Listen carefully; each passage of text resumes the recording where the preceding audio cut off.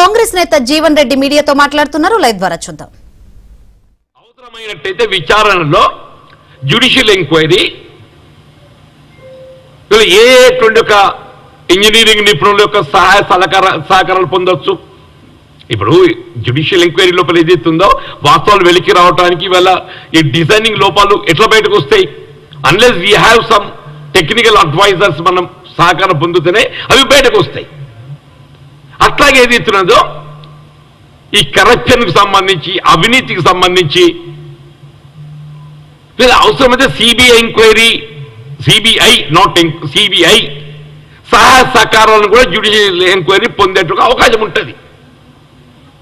రాష్ట్ర ప్రభుత్వం ఏదైతుందో మీరు సిబిఐ యొక్క సహాయ సహకారం పొందకూడదని చెప్పి ఇక్కడ అంటలేదు. జ్యుడిషియల్ ఎంక్వైరీ కోరటంలో ఏ విధమైన ఆంక్షలు ప్రతిపాదిస్తలేదు. జ్యుడిషియల్ ఎంక్వైరీలో భాగంగా ఆ న్యాయ వ్యవస్థ, ఆ న్యాయాధికారి ఏదైతుందో ఆ విచారణకు తోడ్పడటానికి వారు ఎవరి సహాయాలు సహకారాలైనా పొందేటువంటి అవకాశం ఆయనకు ఉంటుంది. It would be easy description. ఆయన డిస్క్రిప్షన్కి అనుగుణంగా ఆయన ఎవరి సలహాలు విచారణకు సంబంధించి సూచనలు పొందే అవకాశం వారికి ఉంటుంది. అది సాంకేతిక సలహాలకు సంబంధించి ఇంజనీరింగ్ నిపుణులకు సహాయ సహకారాలు పొందుతారు. రాష్ట్ర స్థాయిలో విచారణ చేపట్టడానికి కావాల్సినట్టయితే లోకల్ ఇన్వెస్టిగేటింగ్ ఏజెన్సీ సిబిసిఐడి సహకారం పొందుతారు. మీకు అంతర్రాష్ట్రంగా ఏదైనా అవసరం పడ్డట్టయితే they will take assistance of the CBI also. అది discretionary powers would be more. Discretionary powers would be more to the judicial inquiry. ఇంత నిష్పక్షపాతంగా విచారణ చేపట్టాలని చెప్పని వాళ్ళ రాష్ట్ర కాంగ్రెస్ ప్రభుత్వం ఇవాళ ముఖ్యమంత్రి రేవంత్ రెడ్డి గారు నిర్ణయం తీసుకుంటే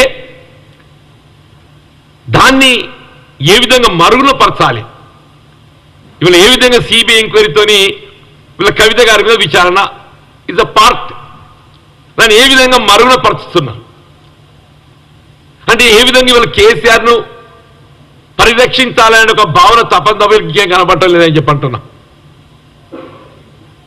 వీళ్ళ ప్రభుత్వం, రాష్ట్ర ప్రభుత్వం ఏదైతుందో వీళ్ళ గౌరవ ముఖ్యమంత్రి గారే కానీ ఇరిగేషన్ శాఖ మంత్రి ఉత్తమ్ రెడ్డి గారే కానీ న్యాయ విచారణ చేపట్టడానికి నిర్ణయం తీసుకోవటం హర్షించదగ్గ విషయంగా పేర్కొంటారని చెప్పంట. ఇందులో వీళ్ళు మీరు ఈ డిజైనింగ్ లోపభూయిష్టమైన డిజైనింగ్ దీని బాధ్యులు ఎవరు, నిర్మాణాన్ని పర్యవేక్షించడానికి బాధ్యులు ఎవరు, నిర్వహణకు బాధ్యులు ఎవరు, వాళ్ళని కూడా ఇందులో పార్క్ చేయాలి. ఇప్పుడు లాస్ట్ ఇయర్ ఏదైతుందో వరదల్లో మనకు అన్నారం పంప్ హౌసెస్ మునిగిపోయినాయి.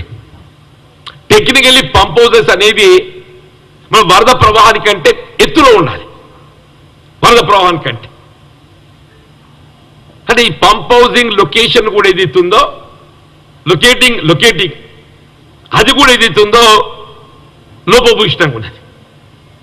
ఇవన్నింటికి ప్రభుత్వ అధినేత, ఆనాటి ప్రభుత్వ అధినేతది ఎంత బాధ్యత ఉన్నదో ఆయన కమిషనర్ కకృతికి దానికి తోడ్పడ్డట్టు ఒక ఇంజనీరింగ్ అధికారులు కూడా అంతే బాధ్యత అని చెప్పంటున్నా.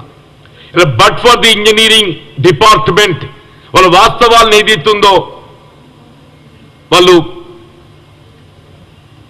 రూపొందించడంలో ఇవాళ అధికార పార్టీకి వాళ్ళు తొత్తులుగా వివరించిందో వాళ్ళు కూడా బాధ్యులు అని చెప్పంటున్నాం.